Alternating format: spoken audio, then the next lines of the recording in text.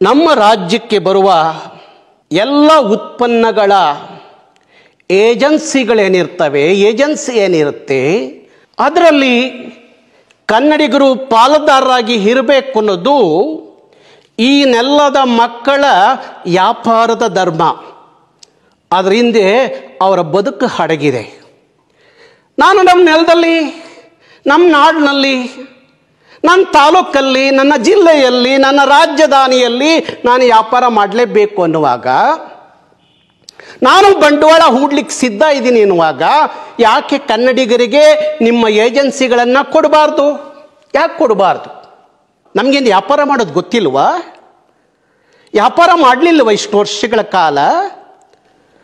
ಅವತ್ತಿನ ಕಾಲಕ್ಕೆ ವಿಜಯನಗರದ ಸಾಮ್ರಾಜ್ಯದಲ್ಲಿ ಮುತ್ತು ರತ್ನಗಳನ್ನು ಬೀದಿಯಲ್ಲಿ ರಾಶಿ ಹಾಕಿ ವ್ಯಾಪಾರ ಮಾಡಿದ ಅಂತ ಇತಿಹಾಸ ನಮ್ದ್ರಿ ಕನ್ನಡಿಗರದು.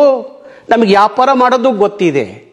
ನೀವು ಎಲ್ಲಿಂದಲೋ ಬಂದು ಇಲ್ಲಿ ಎಲ್ಲ ನಿಮ್ಮ ಉತ್ಪನ್ನಗಳನ್ನ ತಂದು ನೀವೇ ವ್ಯಾಪಾರ ಮಾಡಿ, ನೀವೇ ಬದುಕು ಕಟ್ಟಿ, ನೀವೇ ಮಹಲ್ ಕಟ್ಕೊಂಡು ನೀವೇ ಮೆರೆಯೋದಾದರೆ ಅಂಥ ಏಜೆನ್ಸಿಗಳು, ಅಂಥ ಉತ್ಪನ್ನಗಳು ಬೇಕಾ? ನಮ್ಮ ರಾಜ್ಯಕ್ಕೆ ಬೇಕನ್ನೋ ಪ್ರಶ್ನೆ ನಿಜಕ್ಕೂ ನಮ್ಮನ್ನು ಕಾಡುತ್ತೆ. ಯಾಕೆಂದರೆ ನಮ್ಮ ನೆಲದಲ್ಲಿ ವ್ಯಾಪಾರ ಮಾಡುವುದು ನಮ್ಮ ಕೈಲಿ ಆಗಲ್ಲ, ನಮಗೆ ವ್ಯಾಪಾರ ಮಾಡೋಕ್ಕೆ ಅವಕಾಶ ಇಲ್ಲ ಅನ್ನೋದಾದರೆ, ನಮ್ಮ ರಾಜ್ಯದಲ್ಲಿ ನಾವೊಂದಿಷ್ಟು ವ್ಯಾಪಾರ ಮಾಡಿಕೊಂಡು ಬದುಕು ಕಟ್ಕೋತೀವಿ ಅನ್ನೋದಾದರೆ ನಾವು ಯಾಕೆ ಸಹಿಸ್ಕೋಬೇಕು? ಇವತ್ತು ನೋಡಿ, ರಾಜಧಾನಿಯಲ್ಲಿ ವ್ಯಾಪಾರ ಮಾಡಿದ್ದಾಯಿತು, ಕೊನೆಗೆ ಜಿಲ್ಲೆಗೆ ಹೋದ್ರಿ, ಜಿಲ್ಲೆಯಲ್ಲೂ ಎಲ್ಲ ನಿಮ್ಮದೇ ವ್ಯಾಪಾರ, ನೀವೇ ಮಾಡೋಕ್ಕೆ ಶುರು ಮಾಡಿದ್ರಿ, ಅದು ಆಯಿತು. ತಾಲೂಕಿಗೆ ಹೋದ್ರಿ, ಅಷ್ಟೋ ಇಷ್ಟೋ ನಾವೊಂದಷ್ಟು ವ್ಯಾಪಾರ ಧರ್ಮವನ್ನು ಇಟ್ಕೊಂಡು ವ್ಯಾಪಾರ ಮಾಡಿಕೊಂಡು ಬದುಕನ್ನು ಕಟ್ಕೊಂಡಿದ್ದೆ, ಅಲ್ಲೂ ನೀವು ನಮ್ಮ ಬದುಕನ್ನು ಕಿತ್ಕೊಂಡ್ರಿ. ಈಗ ಎಲ್ಲಿಗೆ ಹೋಗಿದ್ದೀರಿ?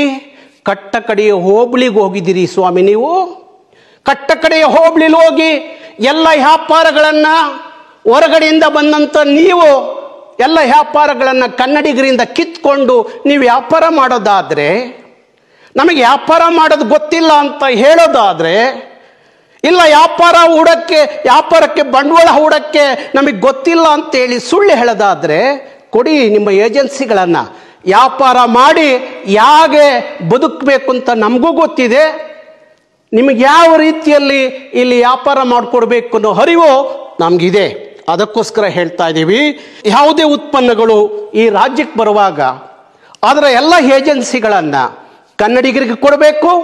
ಇಲ್ಲ ಅಂದರೆ ಕನ್ನಡಿಗನ ನಿಮ್ಮ ಏಜೆನ್ಸಿಯಲ್ಲಿ ಒಬ್ಬ ಪಾಲುದಾರನಾಗಿ ತಗೊಳ್ಳುವಂಥದ್ದು ಆದಾಗ ಮಾತ್ರ ಇಲ್ಲಿಯ ಏಜೆನ್ಸಿಗಳು ನಿಮ್ಮ ಉತ್ಪನ್ನಗಳು ಮಾರಾಟ ಆಗ್ತವೆ. ಇಲ್ಲ ಅಂದರೆ ಕನ್ನಡಿಗರು ಅಂಥ ಎಲ್ಲ ಏಜೆನ್ಸಿಗಳನ್ನ, ಉತ್ಪನ್ನಗಳನ್ನ ಧಿಕ್ಕರಿಸಿ ನಿಂತ್ಕೋತಾರೆ.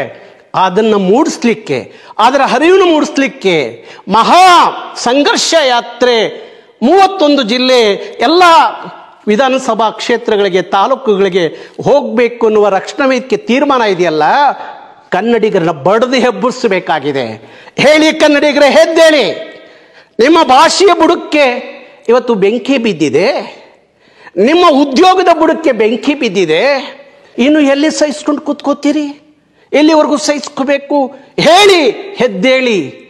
ಯಾವ ಮಹಾ ಸಂಘರ್ಷ ಯಾತ್ರೆ ಹೊರಟಿದೀವಲ್ಲ, ಅದರ ಜೊತೆಯಲ್ಲಿ ಕೈ ಜೋಡಿಸಿ, ನಮ್ಮ ಹೋರಾಟಕ್ಕೆ ನೀವು ಕೈ ಜೋಡಿಸಿ ನಾವು ಕರೆಯನ್ನು ಕೊಡಲಿಕ್ಕೆ ನಾನು ಎಲ್ಲ ಜಿಲ್ಲೆ ತಾಲೂಕುಗಳಿಗೆ ಹೋಗಬೇಕು ಅನ್ನೋ ತೀರ್ಮಾನ ಮಾಡಿದ್ದೀನಿ. ಏನೇ ಆಗಲಿ, ನಮ್ಮನ್ನು ಜೈಲಿಗೆ ತೊಗೊಂಡೋಗಿ ಇಡಲಿ, ನಮ್ಮ ಮೇಲೆ 100 ಕೇಸ್ ಹಾಕಲಿ, ಇಲ್ಲ ನಮ್ಮನ್ನು ತಗೊಂಡೋಗಿ ನೇಣಗಂಬಕ್ಕೆ ಹಾಕ್ಬಿಡಿ, ಚಿಂತೆ ಇಲ್ಲ. ಆದರೆ ನನ್ನ ಭಾಷೆ, ನನ್ನ ಜನರ ಬದುಕು ಅದು ಆಗೋವರೆಗೂ ಕರವೇ ಸುಮ್ಮ ಕೂರುವ ಪ್ರಶ್ನೆ ಇಲ್ಲ. ಅದಕ್ಕಾಗಿ ಈ ಮಹಾ ಸಂಘರ್ಷ ಯಾತ್ರೆ ಕರವೇ ಮಾಡಬೇಕು ಅನ್ನೋ ತೀರ್ಮಾನ ಮಾಡಿದೆ. ಕನ್ನಡಿಗರೆಲ್ಲರೂ ಎಲ್ಲ ರೀತಿಯ ಶಕ್ತಿಯನ್ನು ತುಂಬುವಂಥ ಕೆಲಸವನ್ನು ಮಾಡಬೇಕು ಅಂತ ಹೇಳಿ ಕನ್ನಡಿಗರಲ್ಲಿ ವಿನಂತಿ ಮಾಡ್ಕೋತೀನಿ.